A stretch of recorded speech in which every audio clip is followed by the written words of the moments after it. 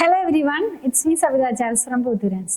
നമ്മൾ ഇന്ന് കാണുന്നത് റണ്ണിങ് ഫാബ്രിക്കിന്റെ കളക്ഷൻ തന്നെയാണ്.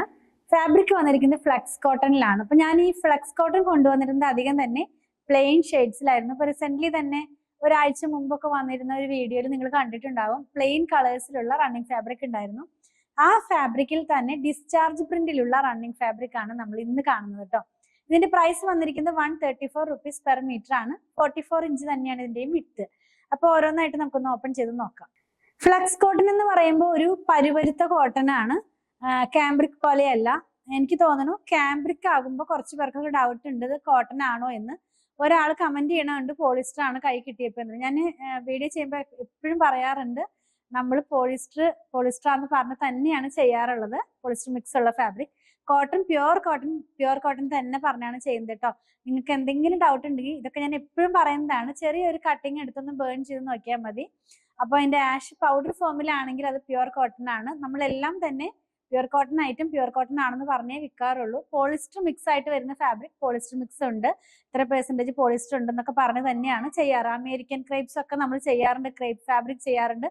അതെല്ലാം പോളിസ്റ്റർ ബേസ്ഡ് ഉള്ളതാണ് കേട്ടോ, ബേസ് ആയിട്ടുള്ളതാണ്. ഇന്ന് കൊണ്ടുവന്നിട്ടുള്ളത് പ്യുവർ കോട്ടണിൽ തന്നെ ഫ്ലെക്സ് കോട്ടൺ ആണ്.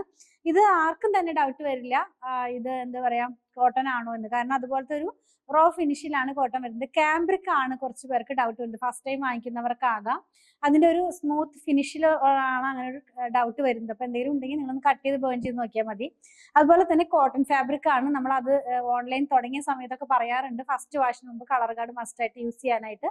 ഇപ്പൊ ഞാനത് ഇങ്ങനെ ഒരുപാട് പറഞ്ഞ് അത് തന്നെ പറഞ്ഞ് റിപ്പീറ്റ് ചെയ്യണ്ടല്ലോ എന്ന് ഓർത്തിട്ടാണ് വിട്ടു പോകാറുള്ളത്.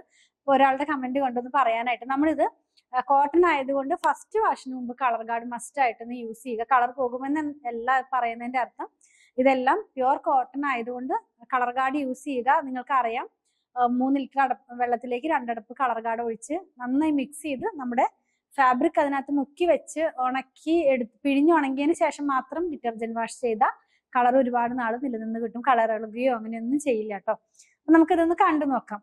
ഞാൻ പറഞ്ഞതുപോലെ ഇത് വന്നിട്ടുള്ളത് ഫ്ലക്സ് കോട്ടൺ ആണ്. കുറച്ച് അകന്നു പോരുന്ന പോലത്തെ, ഒത്തിരി അകന്നതല്ല എങ്കിലും ഈ കുറച്ചൊരു കാംബ്രിക് പോലെയല്ല. വാങ്ങിച്ച് ഉപയോഗിച്ചവർക്കൊക്കെ അറിയാം.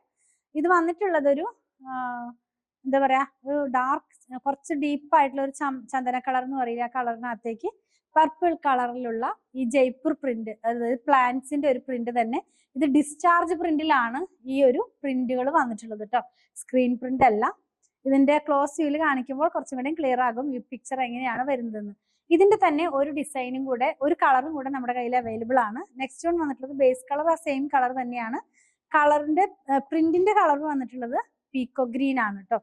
സെയിം പ്രിന്റ് തന്നെ 2 കളറിലാണ് ഇത് വരുന്നത്. ഞാനിതൊന്ന് വെച്ച് കാണിച്ചു തരാം. നമുക്കൊരു ലൈനിങ് ഇല്ലാതെ ചെയ്യാം. ഞാൻ വെയർ ചെയ്തിരിക്കുന്നതും ലൈനിങ് ഇല്ലാതെ തന്നെ സെയിം ഫാബ്രിക് തന്നെയാണ്. ഇങ്ങനെയാണ് ഇത് നമ്മൾ വെയർ ചെയ്ത് കഴിയുമ്പോൾ ഇതിന്റെ ഡിസൈൻ വരുന്നത്.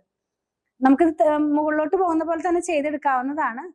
ഫോൾഡിങ്ങിന് ഡിഫറൻസ് കൊണ്ടാണ് അത് താഴോട്ട് പോകുന്ന പോലെ തോന്നുന്നത്. നെക്സ്റ്റ് വൺ വന്നിട്ടുള്ളത് വേറൊരു പ്രിന്റ് ആണ്. ഇപ്പൊ ഞാൻ വെയർ ചെയ്തിരിക്കുന്ന ഒരു സെയിം പ്രിന്റ് തന്നെയാണ്. ഇതിനകത്ത് വന്നിട്ടുള്ളത് ബ്ലൂവും അതുപോലെ തന്നെ ഒരു ബ്രൗൺ ആയിട്ടുള്ള ഒരു കളർ പോലത്തെ പ്രിന്റ് ആണ് കേട്ടോ. അതൊന്ന് വെച്ച് കാണിച്ചു തരാം. ഇങ്ങനെയാണ് ഈ ഒരു ഡിസൈൻ വെയർ ചെയ്ത് കഴിയുമ്പോൾ വരുന്നത്.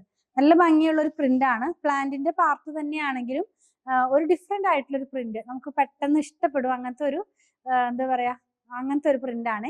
ഇതിന്റെ പ്രൈസും 134 റുപ്പീസ് തന്നെയാണ്. ലാസ്റ്റ് വൺ വന്നിട്ടുള്ളത് ഞാൻ വെയർ ചെയ്തിരിക്കുന്ന സെയിം പ്രിന്റ് ആണ്. അതായത് ഒരു ഡാർക്ക് പീച്ച് കളർ എന്ന് പറയാം, ആ കളറിലേക്കാണ് ഇതിന്റെ പ്രിന്റ് പോയിട്ടുള്ളത്.